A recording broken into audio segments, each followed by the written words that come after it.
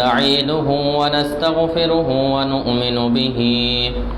ونؤمن به ونتوكل عليه ونعوذ بالله من شرور أنفسنا ومن سيئات أعمالنا من يهده الله فلا مضل له ومن يضلله فلا هادي له ونشهد أن لا إله إلا الله وأشهد أن محمدا عبده ورسوله الذي أرسله بالحق بشيرا ونذيرا وداعيا إلى الله بإذنه وسراجا منيرا أما بعد فإن خير الحديث كتاب الله وخير الهدي هدي محمد صلى الله عليه وسلم وشر الأمور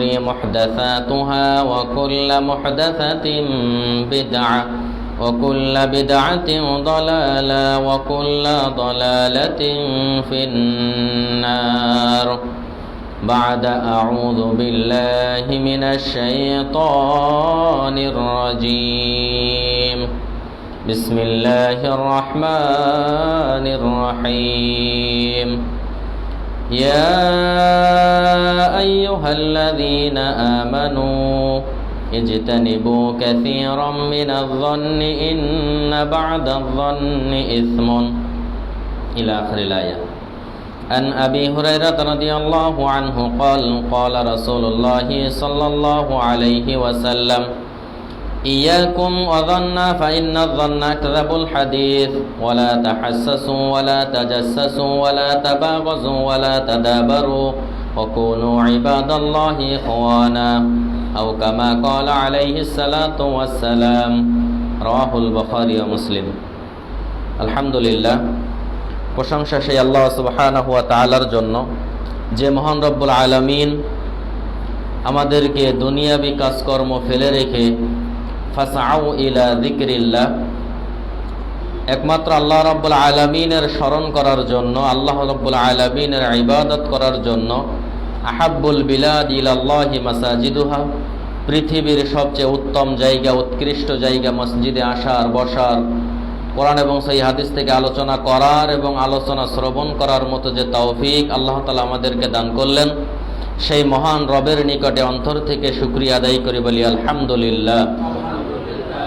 লাখো কোটি দুরূদ ও সালাম বর্ষিত হতে থাকুক সেই আখিরি জামানার নবী জনাবে সাইয়্যিদুল মুরসালিন, খাতামান নবিয়্যিন, নবী মক্কি, নবী মাদানী, মা আমিনার কলিজার টুকরা আহমদ মুস্তাফা মুহাম্মদ মুস্তাফা সাল্লাল্লাহু আলাইহি ওয়াসাল্লামের উপর শত সহস্র দুরূদ ও সালাম বর্ষিত হতে থাকুক। আল্লাহুম্মা সাল্লি আলাইহি আল্লাহুম্মা বারিক আলাইহি। সম্মানিত হাজিরিন, আমি আপনাদের সামনে মহাগ্রন্থ আল কোরআন থেকে একটি আয়াত পেশ করেছি। জনাবে মুহাম্মদ রাসূলুল্লাহ সাল্লাল্লাহু আলাইহি ওয়াসাল্লামের হাজারো লক্ষ বাণী থেকে একটি হাদিস পেশ করেছি।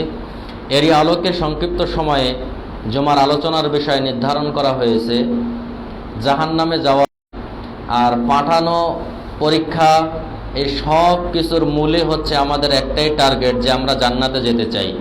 অধিকাংশ মানুষ বললে ভুল হবে, এক কথায় সবাই আমরা, এক কথায় হিন্দুরাও বলে যে আমার বাপ আমার মা স্বর্গে গেছে, তার মানে ওরা বলে যে আমার বাপ মা জান্নাতে গেছে। সবাই আমরা জান্নাতের পাগল, কিন্তু কি এমন কাজ, কি এমন অপরাধ করলে আমরা জাহান্নামে চলে যাব, এই সম্পর্কে সংক্ষিপ্ত আকারে আলোচনা করব ইনশাআল্লাহ। তার আগে, আলোচনার আগে কয়েকটি কথা, সেটা হচ্ছে আলোচনা শ্রবণ করতে হবে মানার উদ্দেশ্যে।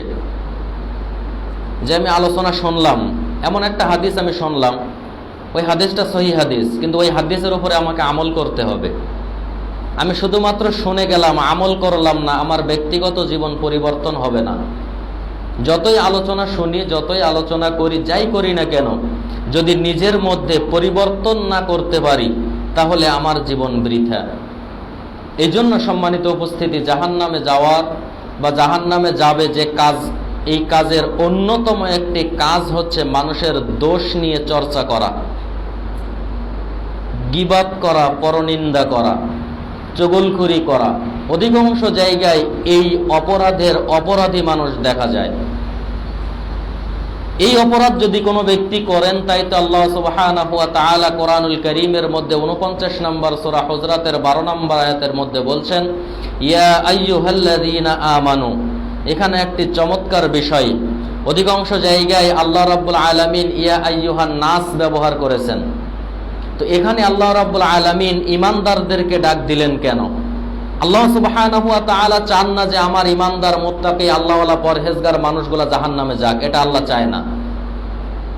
আল্লাহ রাব্বুল আলামিন এই জন্য শুধুমাত্র ঈমানদারদেরকে ডাক দিলেন, যারা এক আল্লাহকে বিশ্বাস করে, আল্লাহর নবীকে বিশ্বাস করে, কিয়ামতকে বিশ্বাস করে, এমন ব্যক্তিদেরকে ডাক দিয়ে আল্লাহ রাব্বুল আলামিন বলছেন, ইজতানিবু কাসীরাম মিনাজ-যন্নি ইন্না বা'দাজ-যন্নি ইসমুন। আল্লাহ রাব্বুল আলামিন বলছে, শোনো, তোমরা অধিক পরিমাণে মানুষের ব্যাপারে ধারণা করা থেকে বেঁচে থাকো। আমাদের যে কোনো একটা কাজ আমরা দেখি, সেটা ভালো হোক খারাপ হোক, আমরা ধারণা করতে করতে এমন পর্যায়ে নিয়ে যাই যে ওই ধারণাটাই যে আমার মিথ্যা, এটা নিজেই বুঝতে পারি।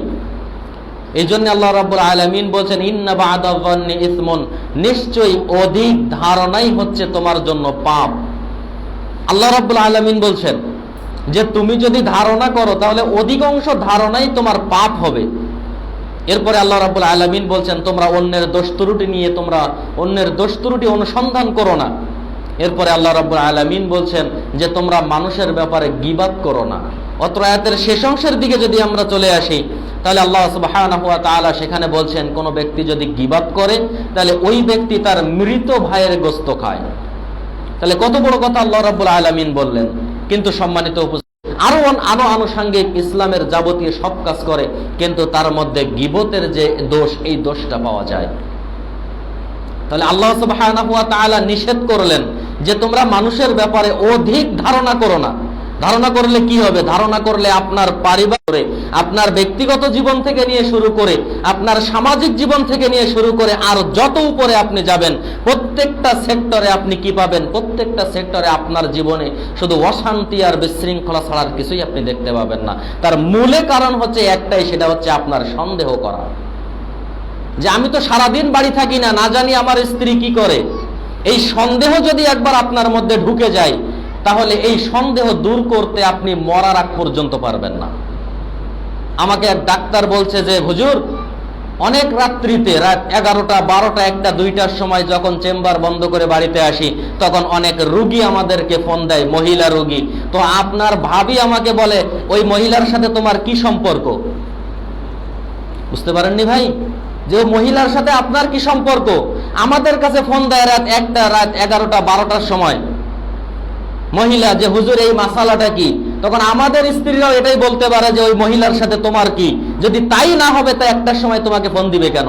প্রশ্নটা জিজ্ঞাসা করতে তো সকালেও পারতো, এখন জিজ্ঞাসা করবে কেন?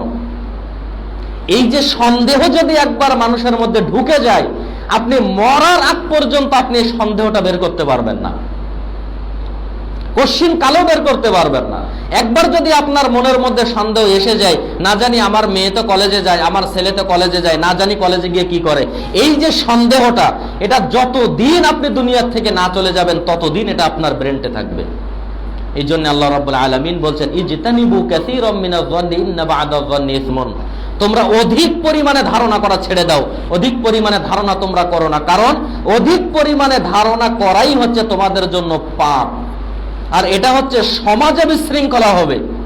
এই জন্য একজন মুমিন আর একজন মুমিনের জন্য সবচেয়ে উত্তম করণীয় যেটা, সেটা হচ্ছে সবসময়ের জন্য মানুষের ব্যাপারে ভালো ধারণা করা। কিন্তু আমরা কয়জন মানুষের ব্যাপারে ভালো ধারণা করি? বুঝতে পারেননি, কয়জন আমরা মানুষের ব্যাপারে ভালো ধারণা করি? এখন যদি আপনি দেখেন যে রাত 11টার সময় ইমাম সাহেব এই সাইড দিয়ে ঘুরে, তো আপনি চিন্তা করবেন ব্যাপারটা কি? এতদিন তো ইমাম সাহেব ঘুরে নাই, আজকে হঠাৎ করে যাবে কেন? আজকে ইমাম সাহেবের পিছনে সিআইডি লাগাতে হবে, গোয়েন্দা লাগাতে হবে, কই যায় কি করে, বা আশেপাশে তো পার্ক আছে, রিসোর্ট আছে, মনে হয় ওখানে যেতে পারে। এই যে সন্দেহটা, এটা যদি একবার ঢুকে যায়, এই যদি ঢুকাতে না হয়, এই জন্য আল্লাহ রাব্বুল আলামিন 1450 বছর আগে, তারও আগে আল্লাহর নবী মুহাম্মদ সাল্লাল্লাহু আলাইহি ওয়াসাল্লামের মাধ্যমে সারা পৃথিবীবাসীকে মেসেজ দিয়ে গেছেন, শোনো, ইজতানিবু কাসীরাম মিনাজ-যন্নি, তোমরা কোনোভাবেই মানুষের ব্যাপারে ধারণা করবা না। আল্লাহ রাব্বুল আলামিন বলছেন এটা তোমার জন্য পাপ। আল্লাহ নবী সাল্লাল্লাহু আলাইহি ওয়াসাল্লাম 6724 নম্বর হাদিস, সহিহ বুখারী 430 নম্বর হাদিস সহিহ মুসলিমের বর্ণনায় বলছেন, আবু হুরায়রা থেকে হাদিসটি বর্ণিত, আল্লাহ নবী সাল্লাল্লাহু আলাইহি ওয়াসাল্লাম বলছেন, ইয়াকুম ওয়া যান্না ফাইন্না যান্না আকযাবুল হাদিস। আল্লাহ নবী সাল্লাল্লাহু আলাইহি ওয়াসাল্লাম বলছেন, তোমরা অধিক পরিমাণে ধারণা করো না, কারণ অধিক পরিমাণে যদি তোমরা ধারণা করো সেই ধারণাটা হবে তোমার জন্য মিথ্যা। তাহলে আল্লাহ নবী সাল্লাল্লাহু আলাইহি ওয়াসাল্লাম বলছেন মিথ্যা, তাহলে আমি কি বলি যে আমি যেটাই ধারণা করি সেটাই হয়? এখন যদি আমি এই কথা বলি তাহলে আপনার কথাই দ্বারা বোঝা যাচ্ছে যে আল্লাহ রাসূল মিথ্যা কথা বলেছেন। নাউযুবিল্লাহি মিন যালিক। তার মানে আপনি দেখেন, আপনি যদি 100টা ধারণা করেন তার মধ্যে 99টা ধারণায় আপনার মিথ্যা হবে, আপনি যাচাই করে দেখতে পারেন। এরপরে আল্লাহ নবী সাল্লাল্লাহু আলাইহি ওয়াসাল্লাম 4টি বাক্য বললেন, ওয়ালা তাহাসসাসু ওয়ালা তাজাসসাসু। আল্লাহ নবী সাল্লাল্লাহু আলাইহি ওয়াসাল্লাম বলছেন, অন্যের দোষ ত্রুটি তুমি অনুসন্ধান করো না। আমি কি করলাম, আমার কি দোষ, এটা আপনাকে দেখতে হবে। অন্য কি করলো এটা সহজে প্রকাশ পাওয়া যায়। নিজের সম্পর্কে আত্মসমালোচনা করতে হবে যে আমি কতটুক পাপী। এই যে সাদা জামা আমি পরে আসলাম, এখানে যদি একটা রং লাগে বা কোনো কালারের কিছু লাগে তাহলে কিন্তু অনেক দূর থেকে বোঝা যাবে, তাই না? এই ভাই কালো জামা গায়ে দিয়ে এসছেন, ওনার গায়ে যতই রং লাগুক না কেন কাছে না আসলে কিন্তু বোঝা যাবে না। এই জন্য আমরা কি করি, আমরা অন্যেরটা দেখি, নিজেরটা আমরা দেখতে পাই না। এই জন্য আল্লাহ নবী সাল্লাল্লাহু আলাইহি ওয়াসাল্লাম বলছেন, ওয়ালা তাহাসসাসু ওয়ালা তাজাসসাসু, অন্যের দোষ ত্রুটি অনুসন্ধান করো না এবং অন্যের দোষ খোঁজার জন্য তোমরা মাঠে ময়দানে নেমো না। তাহলে ভাই এই কাজগুলো আমরা আমাদের মধ্যে আছে কিনা? এদিকে না থাকতে পারে, অন্য জায়গায় আছে। এই কাজগুলোই আমরা করি। এরপরে আল্লাহ নবী সাল্লাল্লাহু আলাইহি ওয়াসাল্লাম বলছেন, ওয়ালা তাবাগাজু ওয়ালা তাদাবারু। আল্লাহ নবী সাল্লাল্লাহু আলাইহি ওয়াসাল্লাম বলছেন, শোনো, তোমরা পরস্পর হিংসা বিদ্বেষ করো না।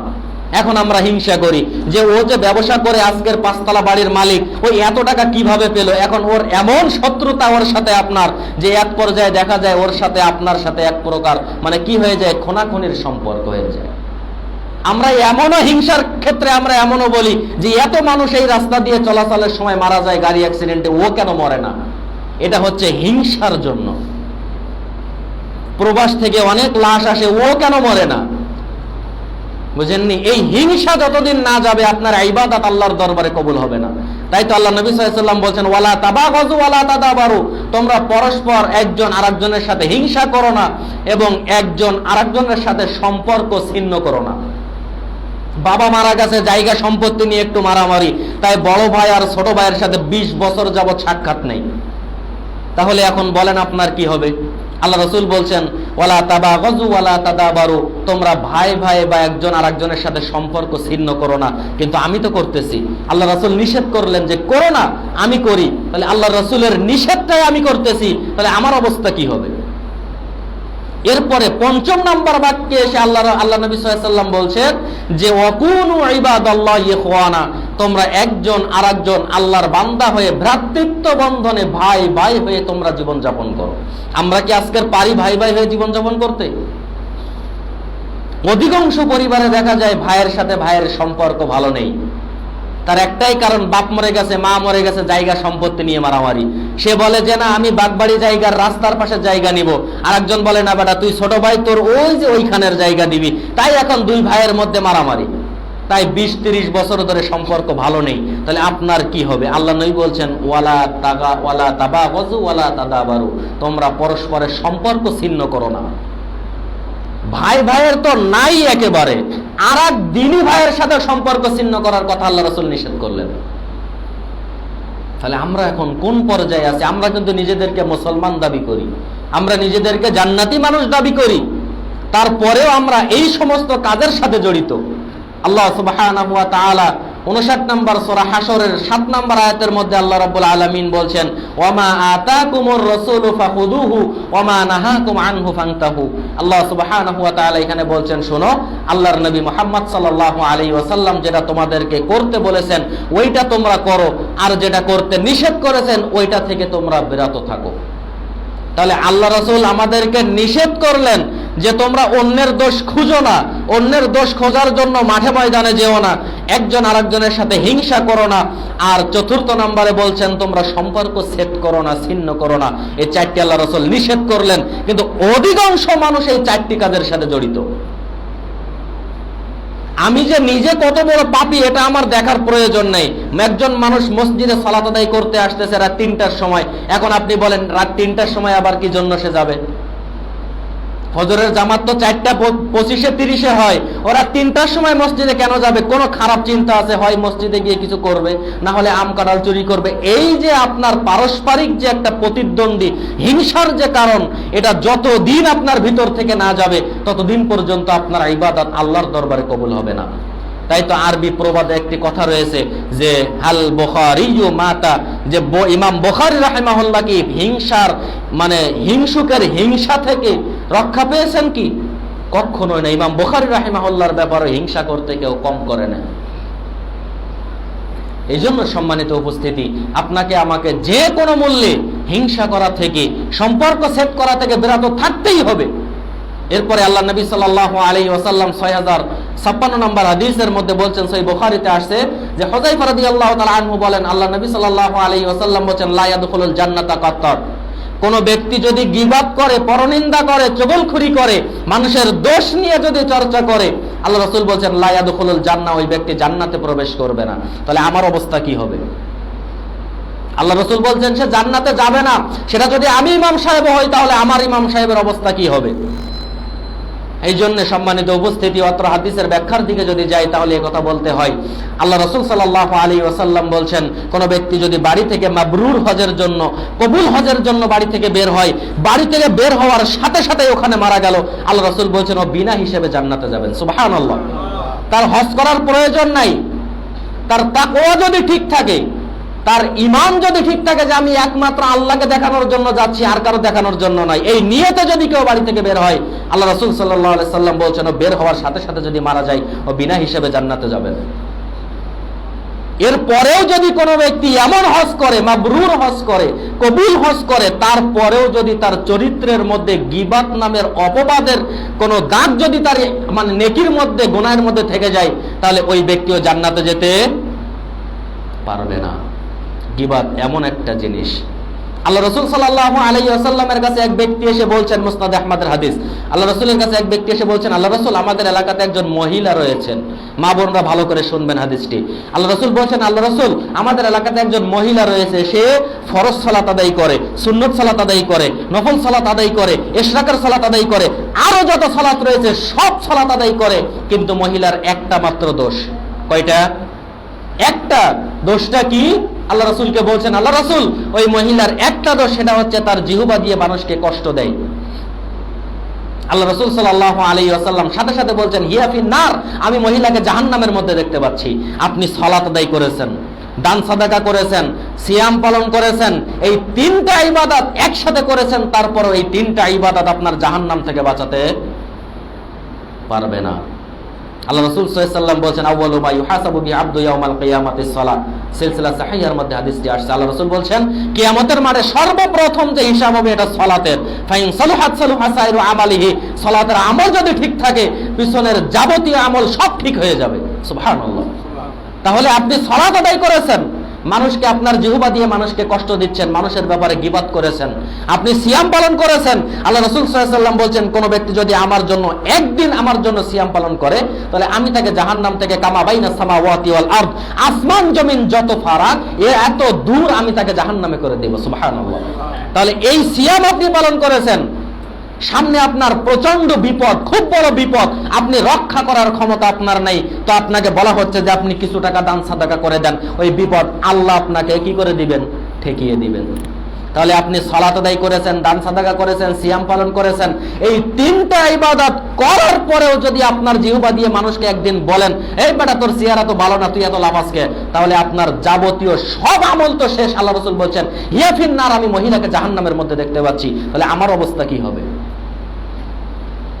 আল্লাহ রাসূল সাল্লাল্লাহু আলাইহি ওয়াসাল্লামকে আরেকজন এসে বলছেন, আল্লাহ রাসূল আমাদের এলাকাতে একজন মহিলা রয়েছে, মহিলাটা শুধুমাত্র ফরজ সালাত আদায় করে, সুন্নত নফলের ধার ধারে না, শুধুমাত্র ফরজ সালাত আদায় করে। আল্লাহ রাসূল শুধুমাত্র ফরজ সিয়াম আদায় করে, আর যতটুকু দান না করলে নয় এতটুকু দান করে, মানে একেবারে সামান্য। হাদিসের মধ্যে এটাও আসছে যে পনিরের এক টুকরার মতো। তখন বলছে আল্লাহ রাসূল ওই মহিলার একটা গুণ রয়েছে, ভালো গুণ কি? তো বলছে আল্লাহ রাসূল জীবনে কোনোদিন ওই মহিলা কোনো মানুষের ব্যাপারে খারাপ কথা বলেনি। আল্লাহ রাসূল বলছেন হিয়া ফিল জান্নাহ, আমি দেখতে পাচ্ছি এই মহিলা জান্নাতের মধ্যে ঘুরতেছেন। সুবহানাল্লাহ। তাহলে আমল দিয়ে আপনার পুরা বাগবাড়ি এলাকা ভরার প্রয়োজন নেই।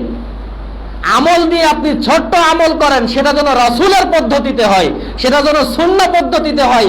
আর একটি কাজ, সেটা হচ্ছে আপনার জিহ্বা দিয়ে মানুষের নামে গীবাত করবেন না, তাহলে আপনার জান্নাত হবেই। তাই তো আল্লাহ রাসূল বুখারীর মধ্যে বলছেন লা ইয়াদখুলুল জান্নাতা কাত্তাত, কেউ যদি কোনো মানুষের নামে গীবাত করে, পরনিন্দা করে, চুগলখড়ি করে, তাহলে সে জান্নাতে যাবে না, কথা আল্লাহ রাসূল সাল্লাল্লাহু আলাইহি ওয়াসাল্লাম বলছেন। তাহলে এখন আপনি আমাকে কি বলবেন? এখন কি আপনি আমাকে বলবেন যে হুজুর আপনি মিথ্যা কথা বলেছেন? কখনো নয়। আপনি সহিহ বুখারী খোলেন, 6056 নম্বর হাদিস, সেখানে পেয়ে যাবেন। তাহলে গীবাতকারীর জন্য শাস্তি কেমন হবে? আল্লাহ রাসূল সাল্লাল্লাহু আলাইহি ওয়াসাল্লাম বলেন 6058 নম্বর হাদিস সহিহ বুখারী, 4872 নম্বর হাদিস সহিহ আবু দাউদ। আবু হুরায়রা থেকে হাদিসটি বর্ণিত, আল্লাহ রাসূল বলেন যে তাজিদু মিন শাররিন নাস ইয়াউমাল কিয়ামাতি যাল ওয়াজহাইনি। আল্লাহ নবী সাল্লাল্লাহু আলাইহি ওয়াসাল্লাম বলেন, শোনো, কিয়ামতের মাঠে তোমরা সবচেয়ে ওই মানুষকে নিকৃষ্ট মানুষ, খারাপ মানুষ হিসাবে দেখবে। এখানে কিন্তু আল্লাহ রাসূল ইমাম সাহেবদেরকে আলাদা করেননি, এখানে কিন্তু আল্লাহ রাসূল হাজী সাহেবদেরকে আলাদা করেননি, এখানে কিন্তু মসজিদ কমিটিদেরকে আল্লাহ রাব্বুল আলামিন আলাদা করেননি, এখানে কিন্তু আল্লাহ রাসূল সাল্লাল্লাহু আলাইহি ওয়াসাল্লাম কোটিপতিদেরকে আলাদা করেননি, এখানে কিন্তু আল্লাহ রাসূল গরিবদেরকে আলাদা করেননি, এখানে কিন্তু আল্লাহ রাসূল খেটে খাওয়া মানুষদেরকে আলাদা করেননি। আল্লাহ রাসূল এক বাক্যে বললেন তাজিদু মিন শাররিন নাস ইয়াউমাল কিয়ামাতি যাল ওয়াজহাইনি, কিয়ামতের মাঠে তোমরা ওই ব্যক্তিকেই খারাপ দেখবে, সর্বাপেক্ষা ওই ব্যক্তিকেই তোমরা খারাপ দেখবে, নিকৃষ্ট দেখবে, মন্দ মানুষ দেখবে। যাল ওয়াজহাইনি, যার মুখ হবে দুইটা। ভাই আপনাদের পুরা বাগবাড়ি এলাকার মধ্যে কোন মানুষের মুখ দুইটা আছে? কথা বলেন, আছে? পুরা বাংলাদেশে এমন কিছু দেখেছেন? কারণ বাংলাদেশ এখন এমন একটা যুগ যে কিছু হতে না হতেই নেটে ভাইরাল হয়ে যায়, তাই না? তো যেখানে পৃথিবীতে যেখানেই হোক না কেন, এমন আপনাদের সামনে কোনোদিন পড়েছে যে অমুক দেশের অমুক প্রেসিডেন্টের বা অমুক কারোর মুখ দুইটা দেখেছেন? আল্লাহ রাসূল সাল্লাল্লাহু আলাইহি ওয়াসাল্লাম বলছেন কিয়ামতের মাঠে ওই ব্যক্তি সবচেয়ে খারাপ মানুষ হবে কে? যাল ওয়াজহাইনি, যার মুখ হবে না। অবশ্যই পারে। সূরা আল ইমরানের মধ্যে, সূরা নিসার মধ্যে, সূরা ইয়াসিনের মধ্যে, আরো অসংখ্য জায়গায় আল্লাহ রাব্বুল আলামিন বলছেন কুন ফায়াকুন, হও, হয়ে যায়। তাহলে যে কথা বলছিলাম, যাল ওয়াজহাইনি, মুখ হবে দুইটা। হুজুর এটা বাক্য আল্লাহ রাসূল বলছেন আল্লাযী ইয়াতি হাউলাই বিওয়াজহিন ওয়া ইয়াতি হাউলাই বিওয়াজহিন। আল্লাহ রাসূল বলছেন এক ব্যক্তি এখানে এক কথা বলে, আবার আপনার কাছ থেকে গিয়ে আরেকজনের সাথে আরেক কথা বলে। আছেন এমন মানুষ? এমন অনেক মানুষ আছে, হুজুরের সামনে প্রশংসা করতে করতে করতে করতে একেবারে তাল গাছের মাথায় উঠাবে, আর আপনার কাছে গিয়ে এমন কথা বলবে, মানে এমন আসার খেয়া হুজুর করবে, আর হাসপাতালে নেওয়ার প্রয়োজন নেই। আমাদের অবস্থা এখন এমন। তাই তো আল্লাহ রাসূল বলছেন আল্লাযী ইয়াতি হাউলাই বিওয়াজহিন ওয়া ইয়াতি হাউলাই বিওয়াজহিন, এখানে এক কথা বলে, ওখানে আরেক কথা বলে। তাহলে এই সমস্ত ব্যক্তিদের মুখ হবে কয়টা? দুইটা। এরপরে আল্লাহ নবী সাল্লাল্লাহু আলাইহি ওয়াসাল্লাম 2746 নম্বর হাদিস সহিহ দারমি এবং 4846 নম্বর হাদিস সহিহ মিশকাতুল মাসাবির মধ্যে আসছে। আম্মার ইবনে ইয়াসির রাদিয়াল্লাহু তাআলা আনহু বলেন আল্লাহ নবী সাল্লাল্লাহু আলাইহি ওয়াসাল্লাম বলেন মান কানা যাল ওয়াজহাইনি ফিদ দুনিয়া, যে ব্যক্তি দুনিয়াতে দ্বিমুখী, যে এখানে এক কথা বলে ওখানে এক কথা বলে। এটা আমাদের এলাকায় বলে যে ও দ্বিমুখী মানুষ, আপনাদের এদিকে কি বলে জানি না, বুঝেন না? যে আপনার ব্যাপারে আমার কাছে এসে বললো হুজুর অমুক খুব ভালো মানুষ, কিন্তু আবার আপনার কাছে গিয়ে বলছেন আরে এর মতো মানুষ হয় নাকি, এর মতো খারাপ মানুষ পুরা বাগবাড়ি এলাকার মধ্যে নেই, পুরা বাগবাড়ি কে পুরা নারায়ণগঞ্জ জেলার মধ্যে নেই। তাহলে এই যে দ্বিমুখী আচরণ, এই জন্য আল্লাহ রাসূল সাল্লাল্লাহু আলাইহি ওয়াসাল্লাম বলছেন মান কানা যাল ওয়াজহাইনি ফিদ দুনিয়া, দুনিয়াতে যে ব্যক্তি দ্বিমুখী, কানা লাহু লিসানান মিনান নারি ইয়াউমাল কিয়ামা, আল্লাহ সুবহানাহু ওয়া তাআলা কিয়ামতের মাঠে ওই ব্যক্তির জন্য জাহান্নামের আগুনের তৈরি দুইটা জিহ্বা আল্লাহ তাআলা তার মুখের মধ্যে দিবেন। এটাকে আপনাদের এলাকায় কি বলে? জিহ্বা বলে না? তো আল্লাহ রাসূল সাল্লাল্লাহু আলাইহি ওয়াসাল্লাম বলেন কানা লাহু লিসানান মিনান নারি ইয়াউমাল কিয়ামা, আল্লাহ রাব্বুল ওই যে যারা দুনিয়াতে দ্বিমুখী, এখানে এক কথা বলে ওখানে আরেক কথা বলে, এদের জন্য আল্লাহ রাব্বুল আলামিন জাহান্নামের আগুন দিয়ে আগুনের তৈরি জিহ্বা বানিয়ে আল্লাহ আপনার মুখের মধ্যে নেবেন।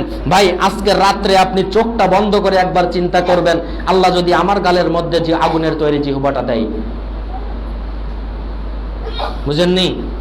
আপনি একটিবার চিন্তা করবেন, এখন যদি আমি আপনাকে অফার করি যে আজকে 1 লক্ষ টাকা আমি দিব, তার 10 সেকেন্ড আগুনের মধ্যে থাকতে হবে, কে রাজি হবে ভাই? কেউ রাজি হবে? কেউ রাজি হবে না। 1 লক্ষ কোন 1 কোটি টাকা দিলেও কেউ রাজি হবে না। যার বানা আশ্চর্য ব্যাপার, আগুনের মধ্যে থাকা যায় নাকি? মহিলাদেরকে জিজ্ঞাসা করে দেখেন, প্রচন্ড গরমের মধ্যে আগুনের পাশে বসে যে রান্না বান্না করে, তাদেরকে জিজ্ঞাসা করেন যে তাদের অনুভবটা কেমন হয়। তাহলে ওই আগুনের তৈরি জিহ্বা আল্লাহ তাআলা মানুষের মুখের মধ্যে দিবেন। কিছুদিন আগে আপনারা একজন বক্তাকে দেখেছিলেন না, জিহ্বা কেটে দিয়েছিল, দেখেছেন মনে হয় অনেকেই। তো জিহ্বা কাটার পরে যখন ওই আলেমকে কেউ কোনো কথা জিজ্ঞাসা করেছে, ভাই কেমন আছেন বা কি হয়েছিল সেদিন, তো উনি কিন্তু প্রথম 1-2 সপ্তাহ কোনো কথা বলতে পারেননি, পেরেছিলেন? কারণ কি? জিহ্বা এমন একটা বস্তু, এই বস্তু ছাড়া আপনি কিছুই বলতে পারবেন না। এখন যদি আমি আপনার জিহ্বাটা ধরে রাখি, আপনি আসসালামু আলাইকুম রাহমাতুল্লাহ বলেন তো দেখি, কেমন ক্ষমতা আপনার? বলা সম্ভব? এই জন্য আল্লাহ রাসূল বলছেন, তোমার জিহ্বা আগুনের তৈরি জিহ্বা আমি তোমার জন্য বানিয়ে দিব। এবার তুমি মানুষের নামে গীবত করো, সেটা তোমার স্বাধীনতা। এই জন্য আউনুল মাহবুদের 8 নম্বর খণ্ডে 4865 নম্বর হাদিসের মধ্যে উল্লেখ করেছেন, অত্র হাদিসের ব্যাখ্যায় তিনি বলছেন যে মানুষ দুনিয়াতে ফিতনা সৃষ্টি করার জন্য দ্বিমুখী আচরণ করবে। আছেন এমন মানুষ ফিতনা সৃষ্টি করার? আমার সাথে আপনার সাথে খুব ভালো বন্ধুত্ব, খুব ভালো রিলেশন, আপনার বাড়িতে যদি মুরগি রান্না হয় তো আমাকে ছাড়া আপনি খান না, আমার বাড়িতে গরুর গোশত আসলে আমি আপনাকে ছাড়া খাই না, এমন মহব্বত। তখন সে 3য় নাম্বার একজন ব্যক্তি আরেকজনের সাথে এমন কথা বলবে যে আপনার মধ্যে আমার মধ্যে এমন সম্পর্ক ছিল, তখন মনে হবে যে আপনি আমার সবচেয়ে পৃথিবীর বড় শত্রু।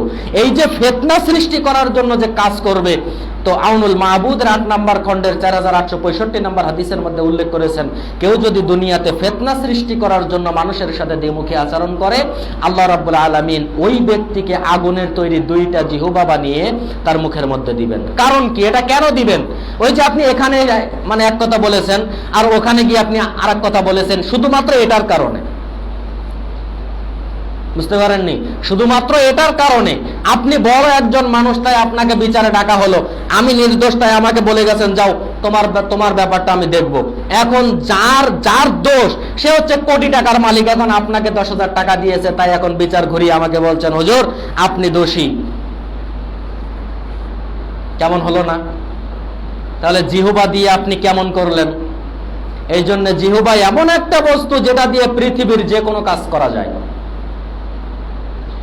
এই জন্য জিহ্বা যদি আপনার আমার সতর্ক থাকে, তাহলেই আপনি আমি বেঁচে যাব, তাছাড়া আপনার আমার বাঁচার রাস্তা নাই। এবার দেখেন আল্লাহ নবী সাল্লাল্লাহু আলাইহি ওয়াসাল্লামের স্ত্রী কিভাবে আল্লাহ রাসূলকে কথা বললেন। আল্লাহ রাসূল সাল্লাল্লাহু আলাইহি ওয়াসাল্লাম বলছেন, 4875 নম্বর হাদিস সহিহ বুখারী, সহিহ আবু দাউদ এবং 2632-33 নম্বর হাদিস তিরমিজির মধ্যে আসছে। আয়েশা রাদিয়াল্লাহু তাআলা আনহা বলেন, আয়েশা রাদিয়াল্লাহু তাআলা আনহাকে তো আমরা চিনি যে উনি কে? আল্লাহ রাসূলের খুব কনিষ্ঠ স্ত্রী ছিলেন, খুব প্রিয় স্ত্রী, প্রিয়তমা স্ত্রী ছিলেন আল্লাহ রাসূলের আয়েশা রাদিয়াল্লাহু তাআলা আনহা, এবং খুব মেধাবী ছিলেন, কম বয়সী ছিলেন। তো আয়েশা রাদিয়াল্লাহু তাআলা আনহা বলছেন যে আমি আল্লাহ নবী সাল্লাল্লাহু আলাইহি ওয়াসাল্লামকে বললাম, হাসবুকা মিন সাফিয়াতি কাযা ওয়া কাযা তাআনি কাসীরাতান। আল্লাহ রাসূলের আরেকজন স্ত্রীর নাম ছিল সাফিয়া রাদিয়াল্লাহু তাআলা আনহা। তো সাফিয়া রাদিয়াল্লাহু তাআলা আনহা একটু হাইটে একটু কম ছিলেন, শর্ট ছিলেন। তো আমরা সাধারণত খাটো মানুষ দেখলে কি বলি? আপনাদের এলাকায় কি বলে? বুঝতে পারেননি মনে হয়, যে একজন মানুষের বয়স 30, 40, 50 বছর, কিন্তু সে মাত্র 3 ফুট, একে আপনারা কি বলেন? এদিকে কি বলে? হ্যাঁ, খাদু। আচ্ছা, খাদু। তো আল্লাহ রাসূল সাল্লাল্লাহু আলাইহি ওয়াসাল্লামের স্ত্রী আয়েশা রাদিয়াল্লাহু তাআলা আনহা বলছেন, হাসবুকা মিন সাফিয়াতি কাযা ওয়া কাযা তাআনি কাসীরাতান। আল্লাহ রাসূল আপনি সাফিয়ার ব্যাপারে এত প্রশংসা করেন কেন? আল্লাহ রাসূল আপনি এত কথা বলেন কেন? শুধুমাত্র বলবেন তাআনি কাসীরাতান, সাফিয়া একজন ভেটে মহিলা, খাটো মহিলা, ভেটে মহিলা, শুধু এটাই বলবেন। ভেটে লিখতে কিন্তু 2টা বাক্যের প্রয়োজন হয়। এই ভেটে কথা লিখতে গেলে আপনার 3 দিস্তা খাতার প্রয়োজন নাই, 300 কলমের প্রয়োজন নেই, মাত্র 2টা বাক্য। তখন আল্লাহ রাসূল বলছেন যে ফাকাদ, আল্লাহ রাসূল বলছেন লাকাদ কুলতি কালিমাতান লাউ জাত বিহাল বাহরা লামাজিজাতহু। আল্লাহ রাসূল আয়েশাকে বলছেন, আয়েশা তুমি এখন এমন একটা কথা বললে, এই কথাটা যদি আমি সমুদ্রের পানির মধ্যে মিশিয়ে দেই, সমুদ্র, সমুদ্র মানে তো বিশাল ব্যাপার, বুঝেন নেই? যে আপনি মনে করেন যে সমুদ্রে গেছেন, মনে হচ্ছে যে আর 10 কিলোমিটার গেলে চর খুঁজে পাবো, তো ওখান থেকে আরো 100 কিলোমিটার যাওয়ার পরে মনে করতেছেন যে আর 20 কিলোমিটার গেলে মনে হয় চর খুঁজে পাবো। মানে আপনি যেতেই থাকবেন, আপনার সময় ফুরিয়ে যাবে, রাত শেষ হয়ে দিন আসবে, দিন শেষ হয়ে রাত আসবে, কিন্তু চর খুঁজে পাবেন না, এর নাম সমুদ্র। আল্লাহ রাসূল বলছেন, আয়েশা বিহাল বাহার আলা মাজিজাতহু, তোমার এই কথাকে যদি আমি সমুদ্রের পানিতে মিশিয়ে দেই, তাহলে গোটা সমুদ্রের পানির রং পরিবর্তন হয়ে যাবে। তুমি এমন নিকৃষ্ট একটা বাক্য ব্যবহার করলে, তাহলে আমার অবস্থা কি হবে? আমি তো সকাল 8টায় গিয়ে চার দোকানে বসি, বেলা 11টায় আসি, মাঝখানের 4 ঘন্টায় আপনি যে কথা বলেছেন, এই কথার অবস্থা আপনার কি হবে? আপনি তো বলেছেন যে এলাকার চেয়ারম্যান ভালো নাই, এ কথা আপনার কে দায়িত্ব দিল বলার? আপনি বলছেন যে অত্র মসজিদের মুসল্লিরা ভালো নাই, এ কথা বলার দায়িত্ব আপনার কে দিল? আল্লাহ রাসূলকে শুধুমাত্র বলেছিলেন যে তাআনি কাসিরাতান। আল্লাহ রাসূল সাফিয়াতে একজন খাঁট একজন ভেটে মহিলা, এত কথা বলেন কেন, এত প্রশংসা করেন কেন? আল্লাহ রাসূল বলেন বিহাল বাহর আলা মাজিজাতহু, আয়েশা তোমার কথাটা যদি সমুদ্রে মিশিয়ে দেই, গোটা সমুদ্রের পানির রং সাথে সাথে পরিবর্তন হয়ে যাবে। তুমি এমন জঘন্য কথা বললে আজকে, এ কথা তোমার বলার প্রয়োজন কি? এই জন্য সম্মানিত উপস্থিতি, আপনাকে আমাকে সর্ব অবস্থায় চেষ্টা করতে হবে যে আমি নিজে পাপী, এটা আপনাকে মনে করতে হবে। আমরা কি মনে করি জানেন? আরে ও তো ভালো মানুষ না, মানে ও নিজেরা সব সময় ভালো মানুষ মনে করে। এজন্য ছোটবেলায় একটা কবিতা পড়েছিলাম যে আপন মানে নিজেকে বড় বলে বড় সেই নয়, লোকে যারে বড় বলে বড় সেই হয়। বুঝেন না? এই জন্য আমি যদি বলি আরে হ্যাঁ মানুষ নাকি, আরে হ্যাঁ কি এবার এই কি, তার মানে আমি চাই যে বেটা আমি তো সেই, বুঝেন নাই? মানে আবার জামা ঝাড়া দিয়ে কয় বেটা চিনস তুই আমারে, তোমার চেনার আমার প্রয়োজন নাই। তুমি এমন কোন মানুষ নাও যে তুমি ফেরাউনের চাইতে পাওয়ারশালী, এমন মানুষ তো আর তুমি নয়। নমরুদ ইব্রাহিম আলাইহিস সালাতু ওয়াস সালামকে আগুনে ফেলে দিয়েছিল, এর চাইতে পাওয়ারশালী তো আর তুমি না। আল্লাহ রাসূল আবু জেহেলকে যে অত্যাচার করেছে, তুমি তো আর আবু জেহেলের মতো না, তা তুমি জামা নাওয়া দিয়ে তুমি আমাকে কি বোঝাতে যাচ্ছ? আশ্চর্য ব্যাপার, মানুষ এখন আশ্চর্য প্রাণী। কুমিল্লাতে কিছুদিন আগে 100 টাকার জন্য একজন খুন করেছে না? মানুষের দাম আছে কোনো? একটা কোয়েল পাখি কিনতে গেলেও আপনাকে অন্তত 60-70 টাকা লাগে, আর 100 টাকার জন্য একজন ব্যক্তি আরেকজন ব্যক্তিকে খুন করে দেয়। মানুষ আশ্চর্য প্রাণী। এই হলো আমরা। আল্লাহ রাব্বুল আলামিন আশরাফুল মাখলুকাত হিসেবে দুনিয়াতে মানুষকে পাঠালেন। তো সম্মানিত হাজিরিন, যে কথা বলছিলাম, তাহলে আপনার অবস্থা কি হবে? আপনি যে 4 দোকানে বসে 4 ঘন্টা মানুষের নামে বদনাম করলেন, আরে সেই এমপি কি করেছে, আরে অমুক মন্ত্রী কি করেছে, অমুক নেতা কি করেছে, অমুক কি করেছে, তমুক কি করেছে, এটা আপনার দেখার বিষয় নয়। তাই তো আল্লাহ নবী সাল্লাল্লাহু আলাইহি ওয়াসাল্লাম 19,776 নম্বর হাদিসে মুসনাদে আহমদ, 2032 নম্বর হাদিসে তিরমিজিতে বলছেন যে আব্দুল্লাহ ইবনে ওমর রাদিয়াল্লাহু তাআলা আনহু বলেন, আল্লাহ রাসূল বলছেন লা তুযুল মুসলিমিনা, তোমরা কোনোদিন কোনো মুসলমানকে কষ্ট দিও না, কোনো মুসলমানকে কষ্ট দিও না। আল্লাহ রাসূল বলছেন 2 নম্বরে আল্লাহ রাসূল বলছেন ওয়ালা তুআইয়িরুহুম, তোমরা মানুষের নামে গীবত করো না। 3 নম্বরে আল্লাহ রাসূল বলছেন ওয়ালা তাত্তাবিউ আওরাতিহিম, তোমরা মানুষের পিছনে লেগো না। 3টা বাক্য কিন্তু আল্লাহ রাসূল নিষেধ করলেন, কিন্তু আমরা করি কিনা? আমরা মানুষের পিছনে লাগি কিনা? মুসলমানদেরকে কষ্ট দেই কিনা? কথার মাধ্যমে আমরা মুসলমান ভাইদেরকে কষ্ট দেই। আল্লাহ রাসূল বলছেন যে ওয়ালা তুযুল মুসলিমিন, মুসলমানদেরকে কষ্ট দিও না। ওয়ালা তুআইয়িরুহুম, মানুষের নামে গীবত করো না। ওয়ালা, কি তোর কেমন ক্ষমতা, যা কার ইচ্ছা তুই আনবি, যা তুই আনিস, তোর দেখে ছেড়ে দিমু, যা তুই আইস খালি আমগা লাগা। এটা হচ্ছে পিছনে লাগা, যে তুই দেখমু তুই এই সাইড দিয়ে উলুখোলা বাজারে বা মিরে, পিছনে লেগো না। এবার আল্লাহ নবী সাল্লাল্লাহু আলাইহি ওয়াসাল্লাম বলেন ফাইন্নাহু মান তাতাব্বা আওরাতা আখিহিল মুসলিম, কোন ব্যক্তি যদি কোন মুসলমান ভাইয়ের পিছনে লেগে যায়, কোন ব্যক্তি যদি কোন মুসলমান ভাইয়ের পিছনে লেগে যায়, তাতাব্বা আল্লাহু আওরাতাহু, তাহলে স্বয়ং আল্লাহ রাব্বুল আলামিন ওই ব্যক্তির পিছনে লেগে যাবে। মনে করেন যে আমার পিছনে যদি কোনো ব্যক্তি লেগে যায়, আর আমি যদি প্রকৃত মুমিন হই, তাহলে আমার পিছনে যে লেগেছে তার পিছনে কে লাগবে? আল্লাহ যদি লাগে, তাহলে এবার বুঝেন অবস্থা কি হবে। এখন যদি আমি কথার কথা বলি যে আপনাদের এলাকার চেয়ারম্যান মেম্বার এটা অমুক তমুক, এখানে আছে কিনা ভাই জানি না, তো আমি যদি বলি যে চেয়ারম্যান অমুক, তো ভাই আমি এখান থেকে বাড়িতে ফিরে যেতে পারবো? আপনারাই সাধারণ মানুষ বলবেন যে হুজুর আপনি কতটা কেমন বললেন।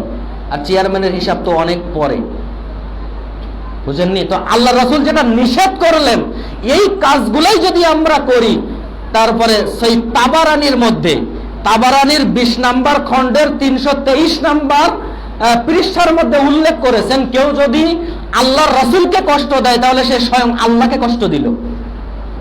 তাহলে আল্লাহ রাসূল যেটা নিষেধ করেছেন এটাই যদি আমরা করি তাহলে আমরা ইসলামকে ধ্বংস করার কাজে সহযোগিতা করলাম। তো এই জন্য আল্লাহ নবী সাল্লাল্লাহু আলাইহি ওয়াসাল্লাম বলছেন, কেউ যদি কোনো মুসলমান ভাইয়ের পিছনে লাগে তো তাতাব্বা আল্লাহু আওরাতাহু, আল্লাহ রাব্বুল আলামিন ওই ব্যক্তির পিছনে লেগে যাবে। কেন লেগে যাবে? আল্লাহ নবী বলেছেন, ওমান তাতাব্বা আল্লাহু আওরাতাহু ইয়াফদাহু ওয়ালাউ ফি জাওফি রাহলিহি, ওই আল্লাহ যার পিছনে লেগে যাবে আল্লাহ রাব্বুল আলামিন তাকে অপমান অপদস্থ করেই ছাড়বেন, যদিও সে তার বাহনের পেটের মধ্যে ঢুকে যায়। আমার বাহন যদি গাধা হয় আমি গাধার পেটের ভিতরে ঢুকে যেতে পারবো? আমার বাহন যদি উট হয় আমি কি উটের পেটের মধ্যে ঢুকে যেতে পারবো? গরুর পেটের মধ্যে ঢোকা কি সম্ভব? মনে করেন সম্ভব, আমি ঢুকে গেলাম, আমি উটের পেটের মধ্যে ঢুকে গেলাম, আমার বাহন ঘোড়া, আমি ঢুকে গেলাম ঘোড়ার পেটে। আল্লাহ রাসূল বলছেন ওখানেই আল্লাহ রাব্বুল আলামিন তাকে অপমান অপদস্থ করবেন, করেই ছাড়বেন। যদি 100 হাত মাটির নিচেও যায় আল্লাহ তাকে ছেড়ে কথা বলবে না। এই জন্য আল্লাহ রাব্বুল আলামিন বলছেন, ইন্না বাতশা রাব্বিকা লাশাদীদ। আল্লাহ ছেড়ে দেয় কিন্তু ছাড় দেয় না।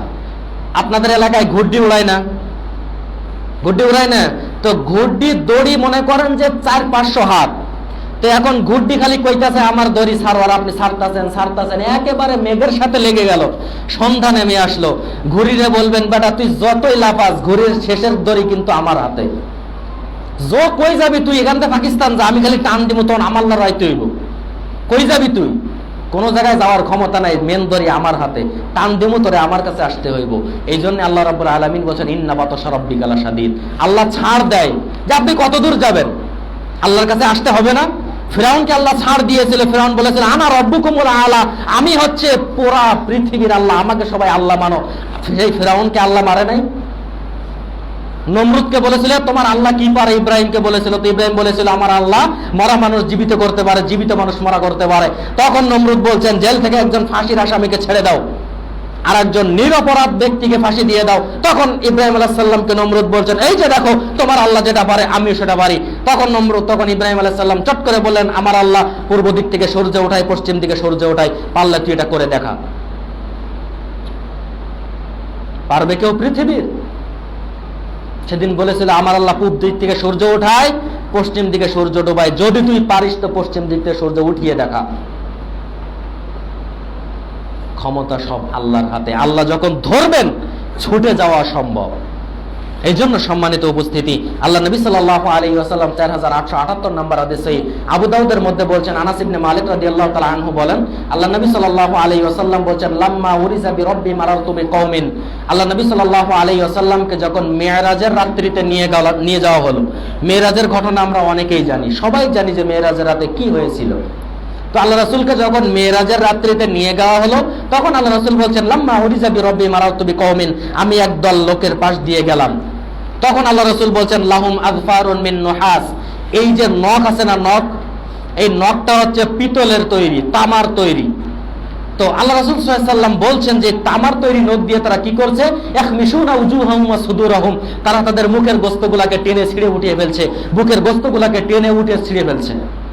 তখন আল্লাহ রাসূল সাল্লাল্লাহু আলাইহি ওয়াসাল্লাম জিবরাইলকে বললেন মান হাউলা ইয়া জিবরাইল, হে জিবরাইল এরা কারা?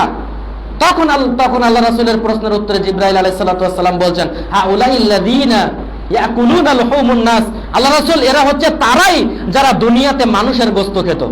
ভাই সারা পৃথিবী থেকেও মানুষের গোশত খায়, দেখাতে পারবেন আপনি? তাহলে এখন আপনি কি বলবেন যে আল্লাহ রাসূল এখানে ভুল বললেন?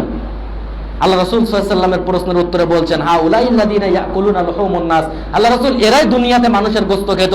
ওই যে খুতবার শুরুতে চলে যান, আল্লাহ রাব্বুল আলামিন 49 নম্বর সূরা হুজরাতের 12 নম্বর আয়াতের শেষের দিকে এসে বলছেন কোন ব্যক্তি যদি কোন ব্যক্তির ব্যাপারে গীবত করে তাহলে সে তার মৃত ভাইয়ের গোশত খায়।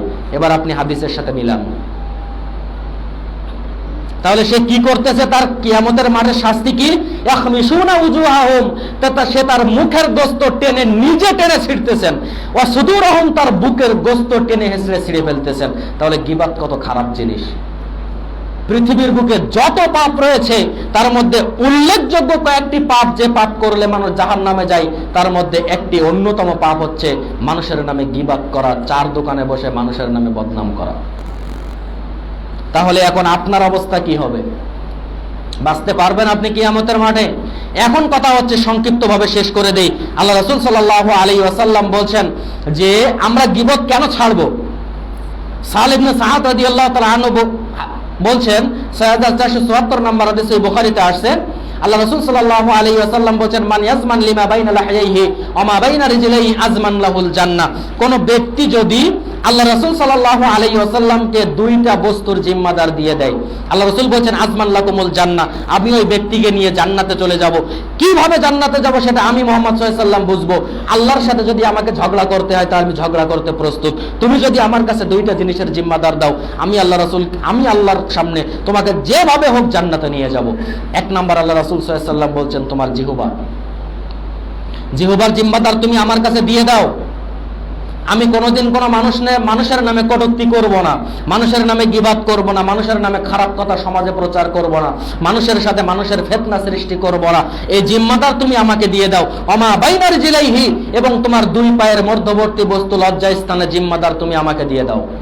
হাজারো পরিবার দেখা যায় বড় ভাই বিদেশে থাকে, বড় ভাবি ছোট দেবরের সাথে সম্পর্ক করে 10 বছর ধরে। দেখেন না আপনারা এগুলো? তাহলে সে কি তার লজ্জাস্থান হেফাজত করতে পারলো?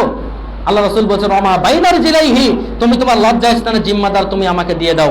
এই জন্য অত্র হাদিসের ব্যাখ্যায় আল্লামা ইবনে হাজার আসকালানী রাহিমাহুল্লাহ তিনি বলছেন, যে কথা বলা তোমার উচিত তুমি নিজে মনে করো, তোমার ব্রেনটে যে কথা বললে তুমি মনে করো যে আমার এই কথাটা বলা উচিত। আর জাহাজে 24 সালে যাবে 8, তাহলে ওর হুজুর নাকি সেকেন্ডের মধ্যে অ্যামাজন জঙ্গলে চলে যায়। আশ্চর্য ব্যাপার। তাহলে সে জিহ্বার জিম্মাদার কিভাবে আল্লাহ রাসূলকে দিল? ওই সমস্ত আলেমকে সচেতন হতে হবে, না হলে জাহান্নাম অনিবার্য। এ কথা আমি বলিনি, আল্লাহ রাসূল বলছেন।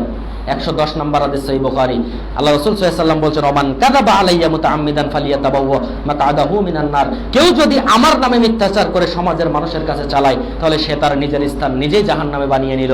ওই যে রমজানের কথা একটি চলে আসে, আল্লাহ রাসূল সাল্লাল্লাহু আলাইহি ওয়াসাল্লাম মানে শুবাতুল ঈমানের মধ্যে হাদিসটি রয়েছে, হাদিসটির জাল তো সমাজের মানুষ বিভিন্ন আলেম প্রচার করে যে আল্লাহ রাসূল একদিন খুতবা দিতে দাঁড়ালেন, সালমান ফারসি নাকি হাদিসটা বর্ণনা করলেন।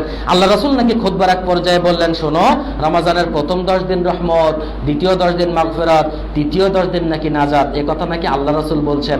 ওই হুজুরের অবস্থা কি হবে যদি এই কথা আল্লাহ রাসূল না বলে? যদি আল্লাহ রাসূল এই কথা জিন্দেগিতে না বলে, তাহলে আপনার অবস্থা কি হবে? ওই বুখারীর হাদিসে ফিরে যান, 110 নম্বর হাদিস, 7400 নম্বর হাদিস এই মুসলিম, আল্লাহ রাসূল বলেন ওমান কাযাবা আলাইয়া মুতাআম্মিদান ফালিয়াতাবাওয়া মাকআদাহু মিনান নার।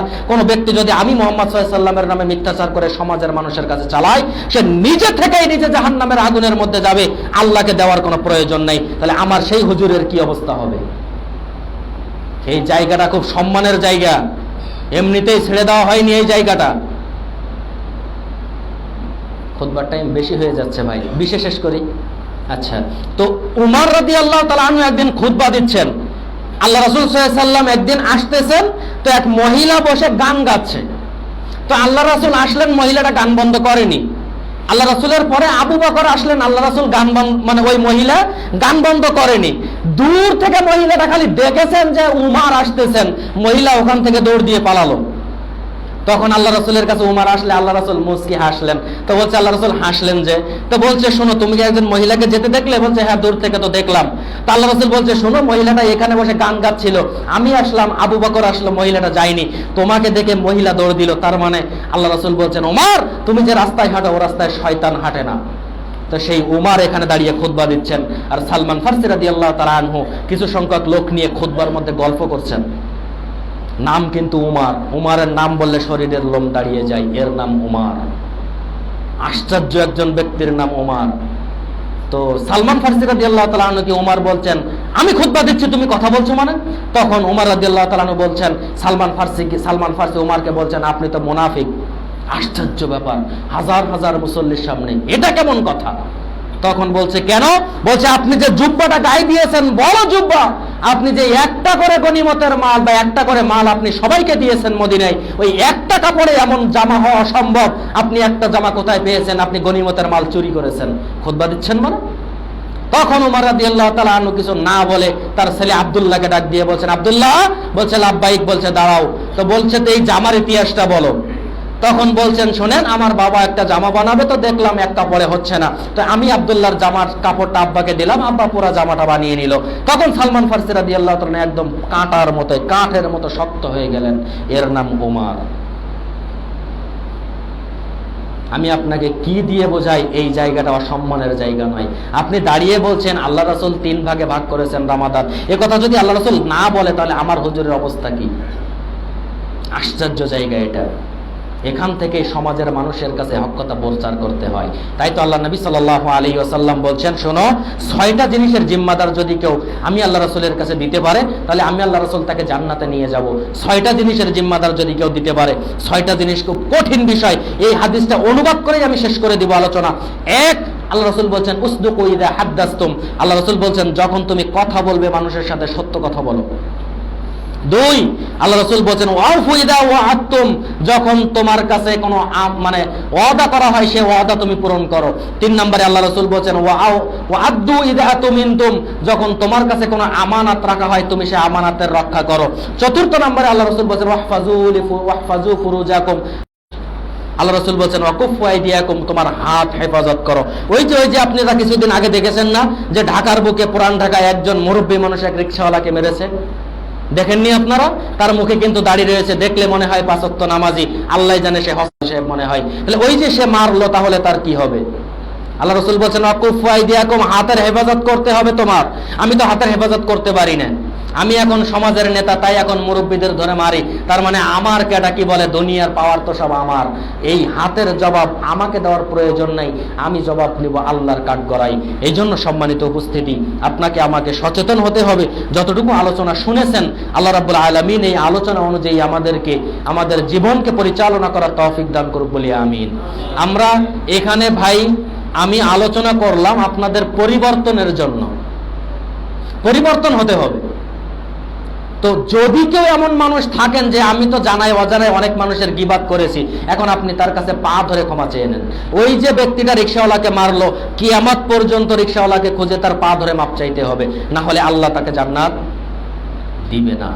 এখন বলবেন হুজুর সে তো আর এলাকায় নেই, সে মরে গেছে না বেঁচে আছে জানি না, এখন করণীয় কি? এখন কিছু টাকা 500-1000 টাকা তার নামে দান করে দিয়ে আল্লাহকে বলেন যে আল্লাহ, তাকে তো পাচ্ছি না, এই টাকাটা ওর নামে দান করে দিলাম, আল্লাহ তুমি আমাকে মাফ করে দিও। আল্লাহ মাফ করতেও পারে। তো সম্মানিত উপস্থিতি, আমরা সকলেই এই আলোচনা অনুযায়ী আমাদের নিজের জীবনকে বাস্তবায়ন করার চেষ্টা করবো ইনশাআল্লাহ। আল্লাহ রাব্বুল আলামিন আমাদের সেই তৌফিক দান করুক। আল্লাহুম্মা আমিন। ওয়া আখিরু দাওয়ানা আলহামদুলিল্লাহি রাব্বিল আলামিন। ইন্নাহু যাওয়াদুন কালিমুম মালিকুম রউফুর রহিম।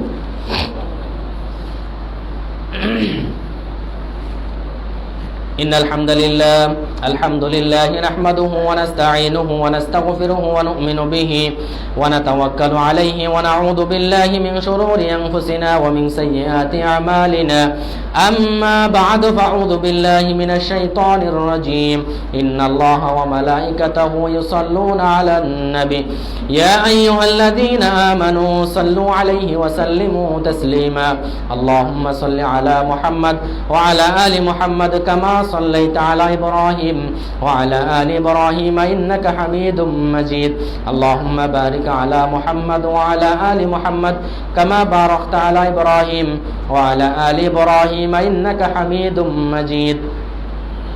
সম্মানিত হাজিরিন, আপনাদের মসজিদের সভাপতি হজে যাবেন, জানেন না আপনারা? ওনার ছোট ভাইও হজে যাবে, দুইজন একসাথে যাবেন হজে। আল্লাহ রাব্বুল আলামিনের কাছে দোয়া করি উনি যেন খাঁটি আল্লাহকে খুশি করার জন্য যেন মদিনায় মক্কায় যেতে পারে, আল্লাহ তাআলা সেই তৌফিক দান করুক বলি আমিন। যে সমস্ত মানুষ যে দেশ থেকে, যে গ্রাম থেকে, যে ইউনিয়ন থেকে যত হাজী সাহেব গেছেন, আল্লাহ রাব্বুল আলামিন তাদের সবাইকে আল্লাহ রাসূল যেভাবে হজ করেছেন, যে পদ্ধতিতে করেছেন, ওই পদ্ধতি অনুযায়ী হজ করার, হজের কার্যক্রম পরিচালনা করার তৌফিক আল্লাহ তাআলা তাদেরকে দান করুক, আল্লাহুম্মা আমিন। সম্মানিত হাজিরিন, আমরা যারা উপস্থিত হয়েছি, আল্লাহ রাব্বুল আলামিন আমাদের জীবনের সমস্ত গুনাহ খাতাকে মাফ করুক বলি আমিন। আমাদের দুনিয়া থেকে যারা গহীন কবরের বাসিন্দা, মাটির নিচে, জানি না তাদের কবরের কি হালত, যদি কোনো বিপদ হয়, যদি কোনো আযাব হয়, আল্লাহ রাব্বুল আলামিন তাদের এই আযাবগুলোকে মাফ করে জান্নাতুল ফেরদাউসের মেহমান হিসেবে কবুল করুক বলি আমিন। এবং আমরা যারা দুনিয়াতে বেঁচে আছি, আমরা যারা শিরিক মুক্ত, বেদাত মুক্ত, গিবত মুক্ত জীবন যাপন করতে পারি, আল্লাহ রাব্বুল আলামিন আমাদের সেই তৌফিক দান করুক। আল্লাহুম্মা আমিন। আল্লাহুম্মা গফির লাহু ওয়ারহামহু ওয়াআফিহি ওয়াফু আনহু ওয়াকরিম নুজুলাহু ওয়াওয়াসি' মাদখালাহু ওয়াগসিলহু বিল মাই ওয়াস সালজি ওয়াল বারাদ। রব্বানা তাকাব্বাল মিন্না ইন্নাকা আনতাস সামিউল আলিম ওয়া তুব আলাইনা ইন্নাকা আনতাত তাওয়াবুর রহিম। ফাযকুরুনি আযকুরুকুম ওয়াশকুরু লি ওয়া লা তাকফুরুন। কওমুলিস সালাহ।